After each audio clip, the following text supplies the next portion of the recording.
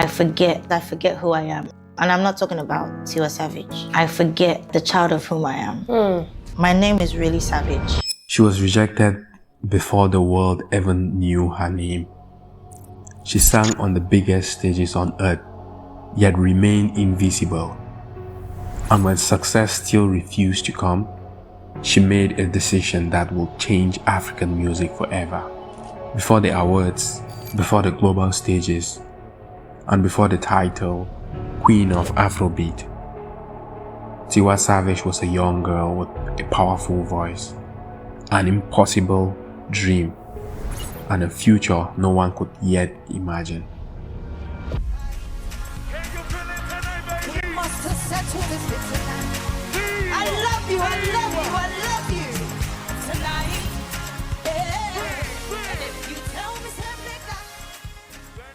This is not the story about fame. It is a story of sacrifice, rejection, resilience, reinvention, and cultural pride. It is a story of a young woman who left home, nearly lost herself, found her power, and returned home to redefine African music on the global stage. This is the story of Tiwa Savage, the Queen of Afrobeat.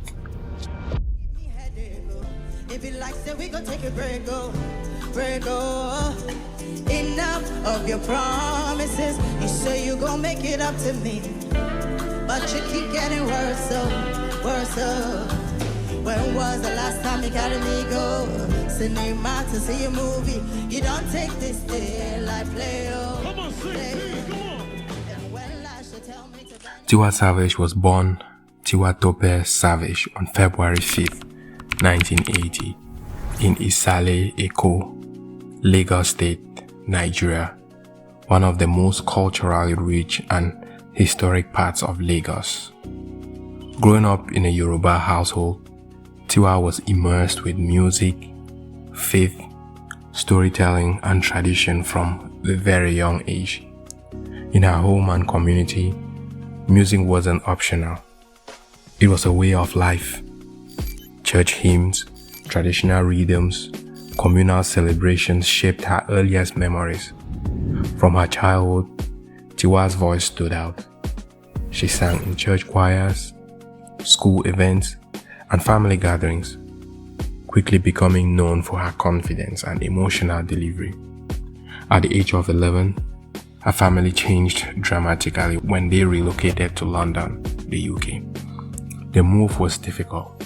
Tiwa Savage struggled with cultural shock, identity, and the feeling of being an outsider.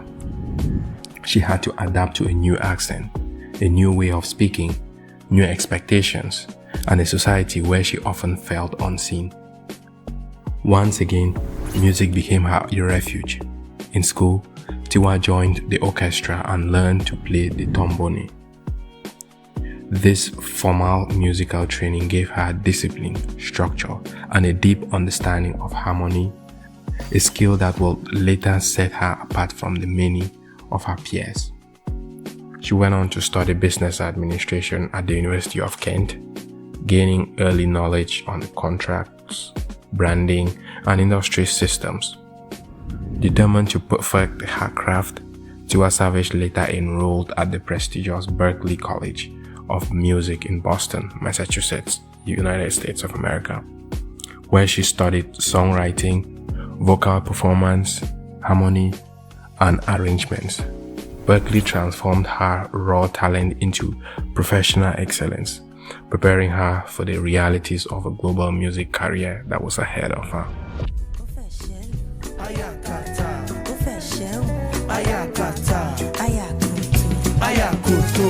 No, I know come this life to suffer. If I follow politician, you go hear I'm for paper, and they go call I'm prostitution. Despite elite training and undeniable talent, Tiwa Savage's early career was filled with rejection. In 2006, she auditioned for the X Factor UK.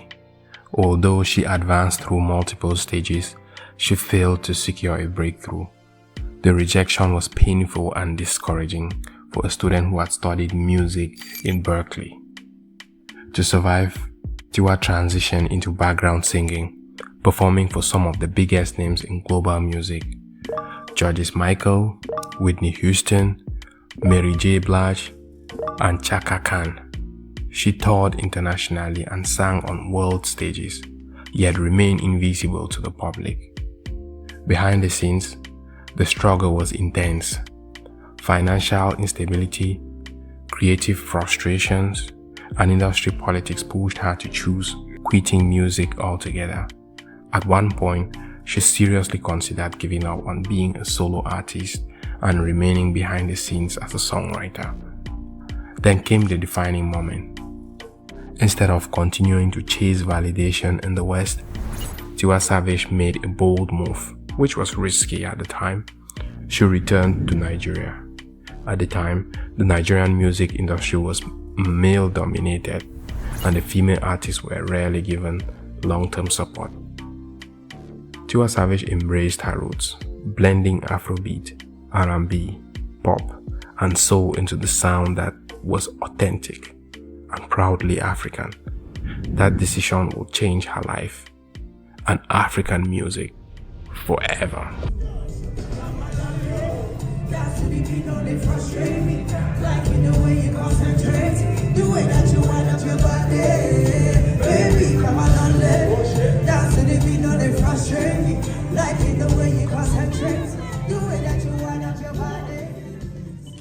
Her career entered a new chapter when she joined Maven Records under legendary producer Don Jazzy.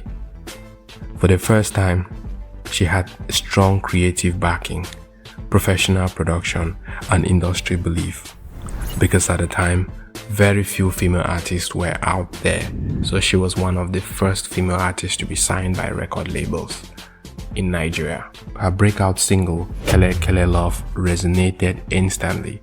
The song's vulnerability, confidence, and African identity struck a deep emotional chord with listeners, particularly women. It felt fresh, honest, and at the same time painful. Success followed quickly. Songs like Love Me, Without My Heart, and Eminado dominated airwaves. And in 2013, her debut album, titled Once Upon a Time, redefined the role of women in Afrobeat.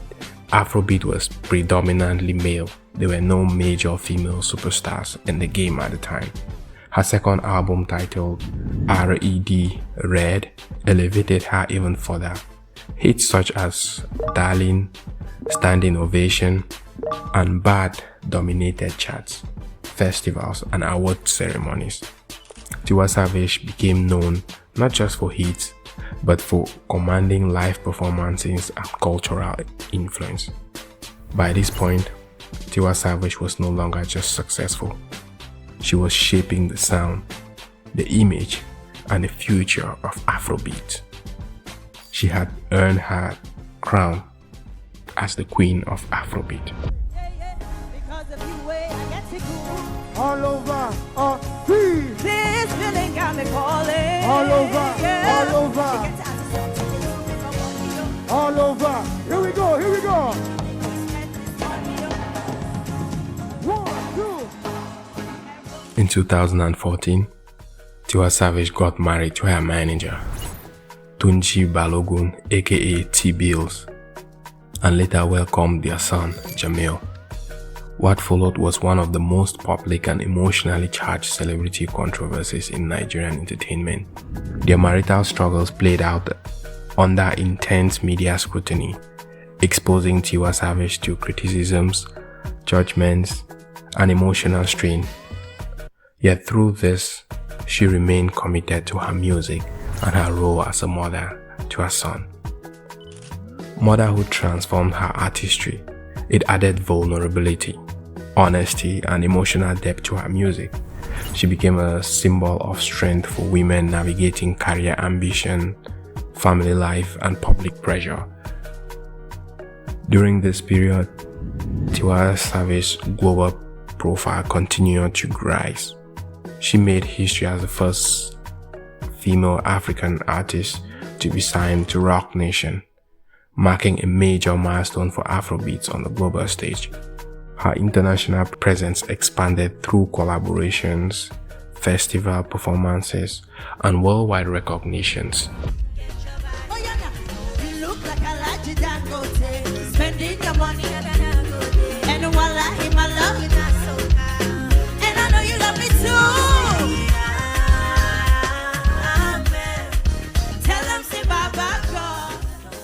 As she grew and matured in her career, Tiwa Savage entered a phase of creative freedom.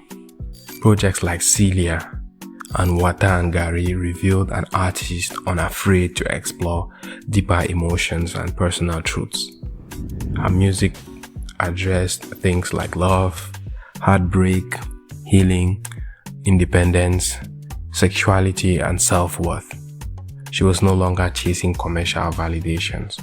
She was creating art. She was creating music with purpose. And beyond music, Tiwa Savage's impact is cultural. She challenged gender norms, opened doors for African women, and proved that global success doesn't require abandoning your identity or following the Western way, because she was still authentic in her music at every point in time. She inspired a new generation of artists across Africa and the African diaspora, redefining what it means to be an African woman on the world stage.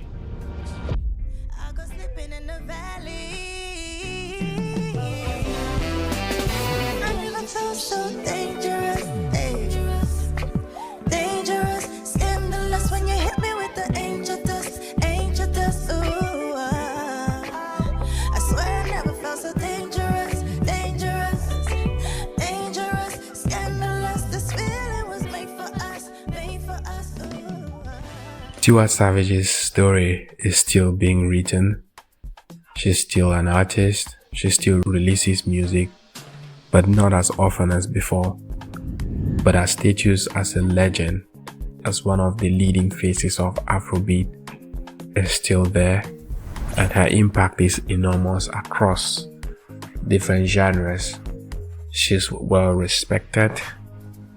And from her little beginnings in Lagos to her travels to London and to the world's biggest stages, her journey has been proof that resilience, talent, and belief can overcome rejection and limitations. As Afrobeat continues to dominate the global stage right now, Tiwa Savage stands as one of its most powerful architects that no one can deny. She is a legend whose influence will still echo for generations to come, because her impact has been enormous in the industry. If you like content like this, please don't forget to subscribe and leave a comment below. Let me know which artist you will want me to cover next. Thanks for watching, and see you on the next.